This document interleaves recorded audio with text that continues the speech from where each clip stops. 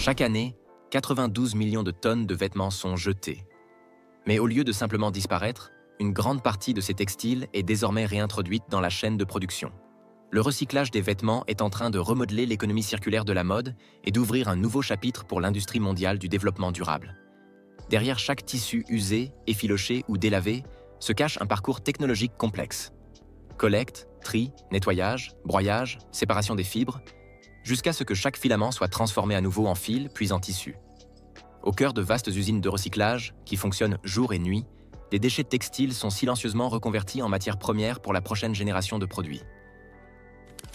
Pour comprendre la véritable puissance de cette industrie, il faut entrer dans le détail de chaque étape, depuis le moment où les vêtements sont jetés jusqu'à l'instant où ils renaissent sous forme de nouveaux matériaux, prêts à commencer un cycle de vie totalement différent. D'une idée autrefois marginale dans l'industrie textile, le recyclage des vêtements est devenu un secteur économique à part entière, aujourd'hui évalué à plus de 9 milliards de dollars, avec une prévision de doublement au cours de la prochaine décennie. Chaque année, des millions de tonnes de vêtements jetés alimentent un nouveau type de chaîne d'approvisionnement, où le déchet devient ressource, et où la technologie transforme la manière dont le monde perçoit les matériaux. Aujourd'hui, plus de 250 grandes installations de recyclage textile sont en activité en Asie et en Europe. Chaque tonne de tissu recyclé permet d'économiser jusqu'à 75 000 litres d'eau et de réduire près de 1800 kg d'émissions de CO2, ce qui est en fait l'un des procédés les plus efficaces en termes d'utilisation des ressources dans toute l'industrie de la mode. Du coton au polyester, en passant par la laine, ces usines referment la boucle entre déchets et production, forgeant un avenir où chaque fibre jetée peut retrouver une nouvelle valeur pour la planète. Souvenez-vous un instant, qu'avez-vous fait de vos vêtements qui ne vous allaient plus? Vous les avez jetés, donnés à un ami, ou laissés au fond d'un placard? La réponse, partagée par des millions de personnes à travers le monde, est devenue le point de départ d'une puissante industrie du recyclage textile. Cette histoire ne commence pas dans une usine, mais au cœur des villes, là où se trouvent les conteneurs de collecte dans les centres commerciaux, les immeubles résidentiels ou même les magasins de mode. Chaque semaine, des camions spécialisés récupèrent des piles de vêtements usagés. Chaque sac est rempli d'habits qui, un jour, ont porté une histoire. Certaines pièces sont redistribuées à des associations caritatives, tandis que le reste est envoyé vers des centres de recyclage, où commence leur seconde vie. Ce qui autrefois était considéré comme un simple déchet est désormais traité comme une matière première. Au milieu de montagnes de tissus délavés et déchirés se cache une vérité simple mais profonde. Un vêtement ne renaît que lorsque quelqu'un décide de ne pas le jeter. Lorsque les sacs de vêtements arrivent au centre de recyclage, ils n'entrent pas immédiatement dans les machines. Ils doivent d'abord passer par l'une des étapes les plus méticuleuses, le tri. Chaque vêtement, chaque morceau de tissu est déplié et inspecté. Chaque couture est examinée pour déterminer la matière, la couleur et le degré d'usure. Une grande part de ce travail est encore réalisée à la main, car seuls les yeux et le toucher d'un opérateur expérimenté peuvent distinguer un mélange coton-polyester d'un polyester pur. À leur côté, des scanners optiques et des capteurs assistent l'identification de milliers d'articles par heure. La précision de cette étape conditionne la qualité de tout ce qui suit. C'est ici que se pose la véritable base de la renaissance textile. Avant de pouvoir renaître, les vêtements jetés doivent être débarrassés de tout ce qui n'est pas textile. Chaque pièce passe dans un système de dépose des éléments métalliques, où boutons, fermetures éclairs, agrafes, œillets et logos plastiques sont retirés pour ne pas endommager les machines aux étapes suivantes. Lorsqu'il ne reste plus que le textile pur, le matériau est envoyé vers la section de découpe et de broyage, le cœur du recyclage mécanique. Sur la ligne de convoyage, des lames industrielles se déplacent avec une précision rythmée, découpant les vêtements en petits morceaux de quelques centimètres de côté. Les fragments tombent ensuite dans d'immenses broyeurs, où des centaines de couteaux en acier tournant à grande vitesse déchirent les fibres tissées et les transforment en une matière douce et duveteuse, semblable à du coton effiloché. La poussière de fibres est extraite en continu par un système d'air à haute pression, tandis que des aimants industriels capturent tout résidu métallique éventuel. Lorsque cette masse fragmentée prend forme, elle est dirigée vers la zone de lavage et de nettoyage. Là, eau chaude, vapeur et bioenzymes éliminent salissures, graisses et résidus de teintures encore présents dans les fibres. Des cuves de lavage multi-étapes veillent à ce que chaque fibre soit parfaitement propre, sans pour autant altérer sa structure. Au moment où le matériau sort de cette section, ce ne sont plus des vêtements usés, mais une matière textile brute, prête pour l'étape suivante: la séparation des fibres et la filature en nouveaux fils. Les masses de fibres passent ensuite dans le système de cardage. Des cylindres à grande vitesse, garnis de fines dents métalliques, étirent et démêlent chaque filament. Des flux d'air sous pression expulsent poussière et particules résiduelles, maintenant les fibres propres et stables. Des capteurs optiques identifient les types de fibres en temps réel, tandis que des vannes d'air redirigent coton, polyester et laine dans des canaux séparés. Au final, les fibres purifiées sont compressées en balles uniformes. C'est le moment exact où le textile jeté devient un matériau raffiné, prêt pour la phase de filature. Les balles de fibres fraîchement nettoyées sont acheminées vers la zone de filature, où des rangées de métiers affilés fonctionnent en continu sous la lumière blanche des ateliers.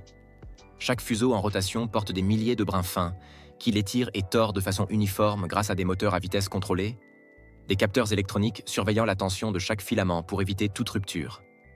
Sur le panneau central de contrôle, les données de torsion, de densité et de vitesse de rotation sont mises à jour en temps réel, permettant aux techniciens d'ajuster chaque bobine à la milliseconde près.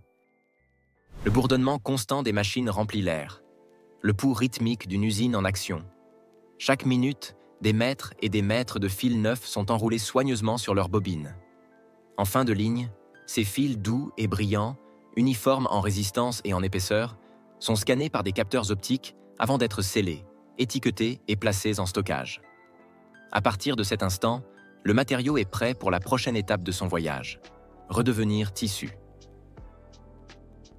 Chaque bobine de fil est installée sur les métiers à tisser, connectés à des milliers de fuseaux qui parcourent toute la longueur de la machine. Le système de commande centrale est lancé, et des centaines de lisses se mettent à bouger de façon rythmée vers le haut et vers le bas, entrecroisant les fils de chaîne et de trame pour former la première nappe de tissu. Chaque métier est calibré avec précision en fonction de la tension, de la densité de fil et de la vitesse de tissage, selon le type de matériau produit. Des capteurs laser surveillant chaque croisement de fil en temps réel, interrompant automatiquement la machine au moindre désalignement ou fil rompu. Dans cet espace clos, le bruit répétitif des lisses et des navettes résonne comme le battement de cœur de l'usine. Progressivement, un nouveau tissu apparaît. Lisse, régulier et brillant, s'enroulant soigneusement sur un large rouleau en bout de ligne, prêt pour la prochaine transformation. Le tissu fraîchement tissé est enroulé et envoyé vers la section de finissage, où des machines de coupe, de lavage et de teinture fonctionnent en flux continu. Dans un premier temps, le tissu passe par un bain de lavage enzymatique pour adoucir sa texture. Ensuite, il est pressé et séché, puis introduit dans une unité de teinture sous haute pression, entièrement fermée. La couleur est appliquée de manière uniforme grâce à des buses de pulvérisation électrostatique, assurant une répartition homogène des pigments sur chaque fibre. À l'étape suivante, une calandre chauffante lisse la surface et stabilise les dimensions du tissu. Tous les paramètres, température, pression, durée, sont surveillés en temps réel par un système informatique centralisé. Une fois le cycle terminé, le tissu fini passe dans un tunnel d'inspection automatisé, où des caméras industrielles scannent chaque centimètre à la recherche de défauts de tissage ou de variations de teinte. Seuls les rouleaux qui répondent à tous les critères de qualité sont scellés, étiquetés et transférés en zone de stockage, marquant l'achèvement du cycle de production du tissu recyclé. À partir de monticules de vieux vêtements, les fibres recyclées poursuivent leur voyage dans l'univers du denim. Chaque fil est enrobé d'une solution d'encymage protectrice, afin de garantir solidité et stabilité avant le début de la teinture à l'indigo. Tout au long de la ligne de teinture, qui s'étend sur des dizaines de mètres, les fils recyclés sont immergés à plusieurs reprises dans des bains d'indigo. Chaque immersion est suivie d'une phase d'oxydation, qui intensifie progressivement le bleu caractéristique du denim. Les capteurs optiques régulent l'intensité de la couleur, veillant à ce que chaque fil ressorte avec la même nuance profonde, prêt à être tissé. Contrairement au tissu classique, le jean est tissé selon une armure sergée distincte, où les fils blancs de trame croisent les fils bleus de chaîne. Cette structure crée naturellement des contrastes de clair-obscur à mesure que le tissu vieillit. Dans la salle de tissage, des centaines de métiers travaillent en parfaite synchronisation, leurs navettes courant d'avant en arrière des milliers de fois par minute. Le système de contrôle central surveille la tension des fils et l'angle précis de la serge, des paramètres essentiels pour déterminer la résistance et l'élasticité du denim. Des capteurs laser suivent l'uniformité de chaque point d'entrecroisement, corrigeant automatiquement la moindre déviation. Quand le premier rouleau de denim apparaît, sa surface dévoile ses lignes diagonales si caractéristiques, une signature technique qui rend ce tissu exceptionnellement robuste et d'une beauté intemporelle. À la sortie du métier, le denim entre dans la phase de finition. Il est lavé, assoupli et reçoit sa texture délavée typique grâce à des traitements aux pierres ponces ou aux bioenzymes. Après séchage et pressage, chaque laise est inspectée quant à sa douceur, sa couleur et son élasticité, avant de passer en zone de coupe et de confection. À partir des rouleaux de denim assouplis et dimensionnellement stabilisés, le process se déplace vers la zone de coupe, là où le tissu commence à prendre forme en tant que produit. Des couches superposées de tissus sont empilées et maintenues en place par une presse à vide pour assurer une précision maximale. Des découpeuses automatisées suivent des patrons numériques, leurs lames en alliage, résistant à la chaleur tranchant des dizaines de couches épaisses de denim sans déformation. Chaque composant, jambe, poche, ceinture, passant, est numéroté et trié avant d'être envoyé sur la ligne de couture. Dans l'atelier de confection, des centaines de machines spécialisées travaillent à l'unisson, chacune exécutant une opération précise. Des machines à double aiguille pour les coutures principales, des surjeteuses pour les bords de poche, des unités à point de chaînette pour les finitions décoratives, des aiguilles en alliage d'acier perçant le denim dense à haute vitesse, tandis que des capteurs électroniques régulent la tension du fil pour garantir des points réguliers. On utilise des fils de polyester ou de coton ciré pour leur résistance. Leur couleur contrastée est devenue l'une des signatures visuelles du jean classique. Les opérateurs inspectent chaque pièce directement à leur poste, vérifiant l'alignement des coutures et la bonne pose des renforts sur les zones de tension. Une fois validés, les jeans passent à l'étape suivante, où boutons, rivets et fermetures éclairs seront posés, transformant la structure textile en vêtements pleinement fonctionnels. Les corps de jeans assemblés sont acheminés vers la zone de pose des accessoires, où des rangées de presses hydrauliques opèrent à un rythme constant. Boutons métalliques, rivets et zips sont alimentés automatiquement par des bols vibrants et pressés fermement sur les pointes les plus sollicitées, comme les poches et la ceinture. Chaque mouvement de presse est réglé avec précision par des capteurs de pression, garantissant une force suffisante pour fixer l'accessoire sans déformer le tissu. En fin de ligne, les étiquettes en cuir et les labels de marque sont embossés à chaud avec des matrices métalliques, apposant l'ultime marque d'identité sur chaque jean. Dans l'ère de finitions esthétiques, la technologie laisse davantage la place à l'artisanat. Les machines n'y jouent qu'un rôle de soutien.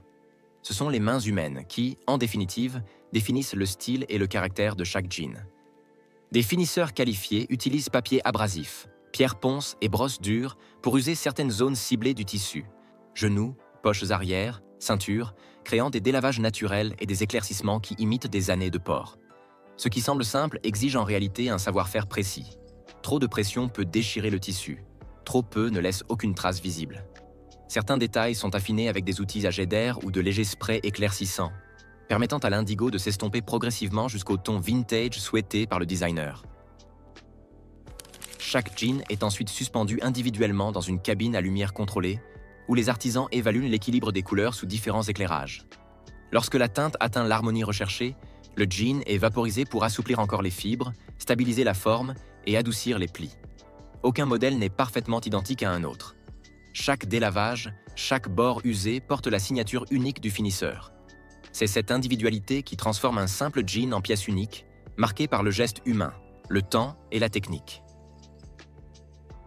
À mesure que le processus avance vers la zone de contrôle final, le grondement des grosses machines s'estompe, ne laissant plus que le froissement doux des tissus que l'on replie. Chaque jean est posé à plat et examiné sous une lumière blanche intense. Chaque couture, chaque délavage, chaque fibre est inspectée pour vérifier sa durabilité et sa régularité. Seules les pièces qui satisfont tous les critères sont marquées, pliées avec précision selon des gabarits prédéfinis, puis dirigées vers la ligne d'emballage automatisée. Les jeans finis sont empilés avec soin dans des cartons, scellés et enregistrés dans un système numérique pour permettre leur traçabilité. À ce stade ultime, chaque produit passe plus qu'un simple contrôle qualité. Il atteste d'un cycle complet de renouveau, une transformation de fibres abandonnées en un nouveau jean. Le voyage d'une vieille chemise ne se termine pas dans une décharge. Il se poursuit à l'intérieur des usines, où les matériaux sont régénérés et redéfinis. Des vêtements jetés deviennent fibres, les fibres deviennent denim. Et le denim renaît sous forme de nouvelles pièces, portant en elles l'esprit de la durabilité. À chaque étape, du tri aux finitions, se reflète l'effort de l'humanité pour transformer les déchets en valeur et réinventer la relation entre consommation et planète. Si vous pensez que la mode peut coexister avec l'environnement, partagez alors votre avis et vos réflexions dans les commentaires et dites-nous ce que la durabilité signifie pour vous. Chaque opinion, chaque point de vue contribue à façonner un avenir où innovation et responsabilité avancent main dans la main. Si ce documentaire vous plaît, alors n'oubliez pas de mettre un like, de vous abonner et d'activer la cloche pour ne manquer aucun de nos contenus. Mais ne partez pas encore, ce n'est pas tout. La suite de cette vidéo sera tout aussi passionnante, alors restez avec nous jusqu'au bout.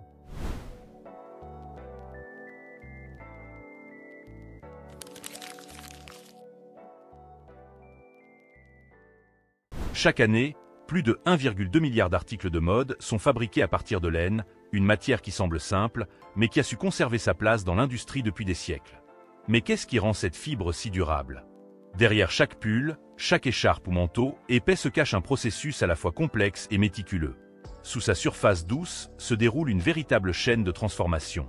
La laine est tondue, lavée, cardée, filée, puis enfin tissée pour devenir un tissu. À chaque étape, le don brut de la nature est affiné par le savoir-faire humain et la technologie moderne. Des pâturages balayés par le vent aux usines qui fonctionnent jour et nuit, une vérité demeure inchangée. La laine transforme ce qui semble ordinaire en un matériau capable de soutenir toute une industrie mondiale de la mode. Après des siècles d'existence, elle reste une pierre angulaire du textile mondial. Chaque année, plus de 2 milliards de kilos de laine sont récoltés dans les vastes pâturages d'Australie, de Chine et de Nouvelle-Zélande, trois nations qui, à elles seules, fournissent plus de 60% de la production mondiale.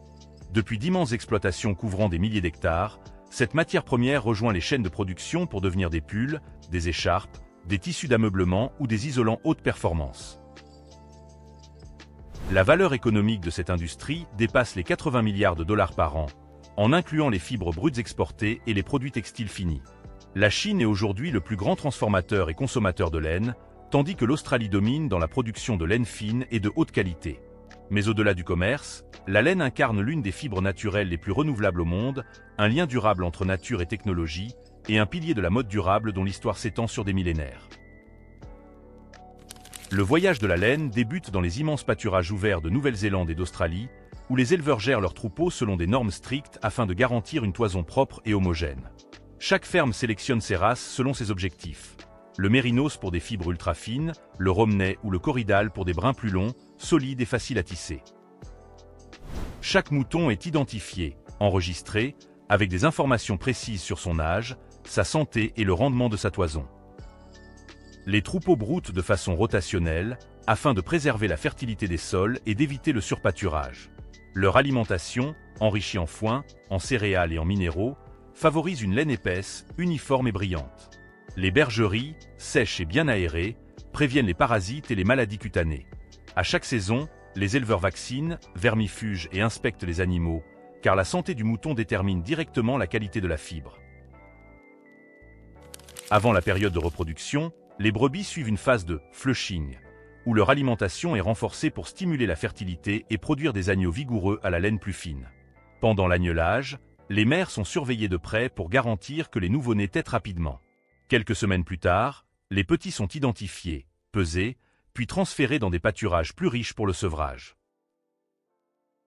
Lorsque les mois chauds arrivent, les troupeaux sont lavés, traités contre les tiques, puis séchés naturellement avant la tonte. Chaque animal est manipulé avec douceur pour éviter le stress et obtenir une toison complète, propre et intacte.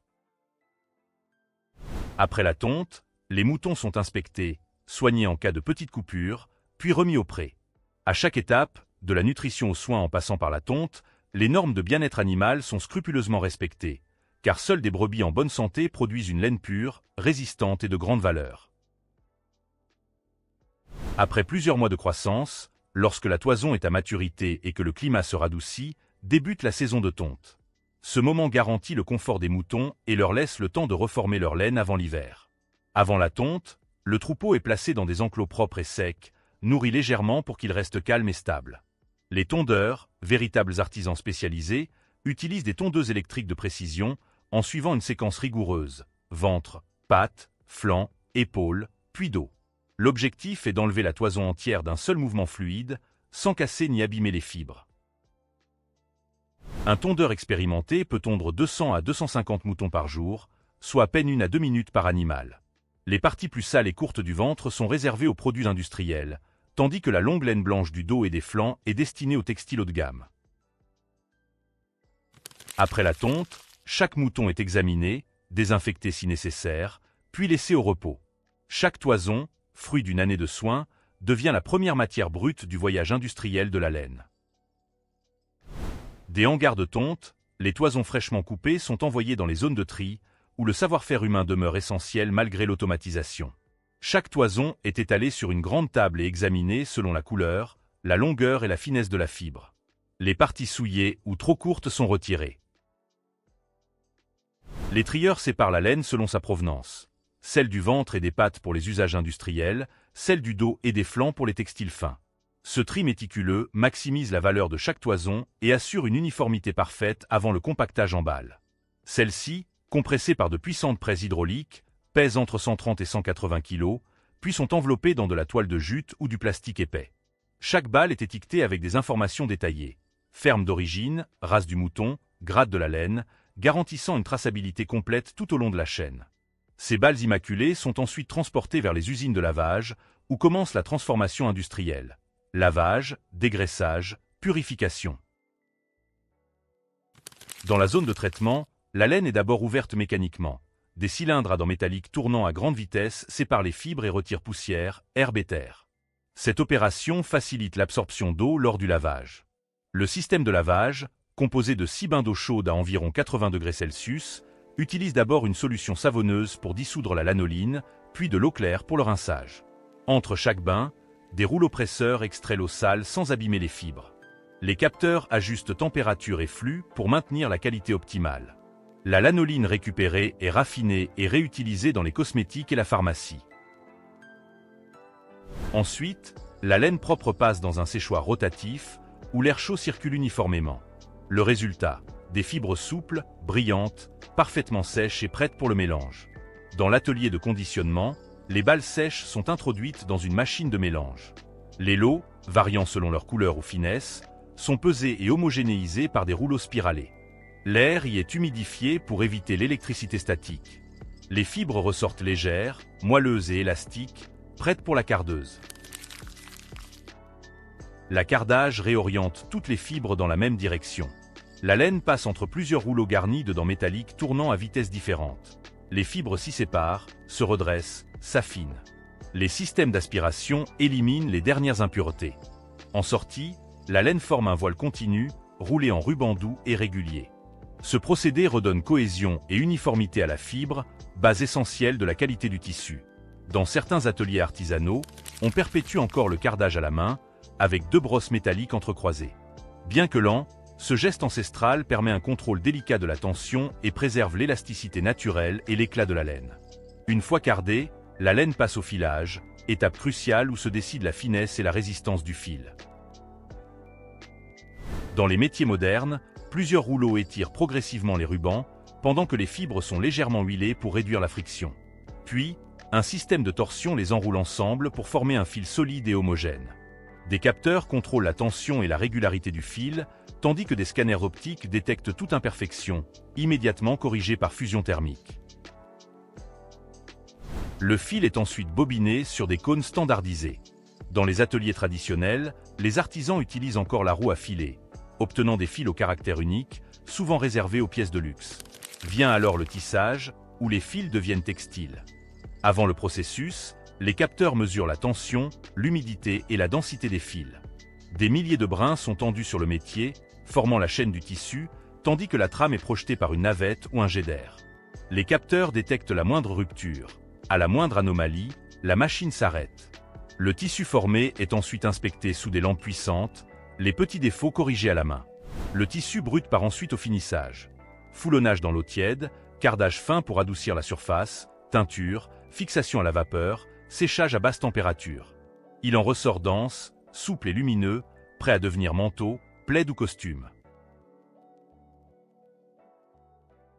Enfin, les rouleaux de tissu atteignent la section coupe et couture, où ils prennent forme. Dans des salles à température contrôlée, des lames rotatives découpent chaque pièce selon des patrons numériques. Les morceaux sont ensuite assemblés sur des machines à double aiguille, repassés à la vapeur, inspectés, pliés et étiquetés pour la distribution mondiale. De ces vastes pâturages aux ateliers de couture, le voyage de la laine illustre l'équilibre fragile entre nature et technologie, tradition et innovation. Si ce documentaire vous plaît, alors n'oubliez pas de mettre un like, de vous abonner et d'activer la cloche pour ne manquer aucun de nos contenus.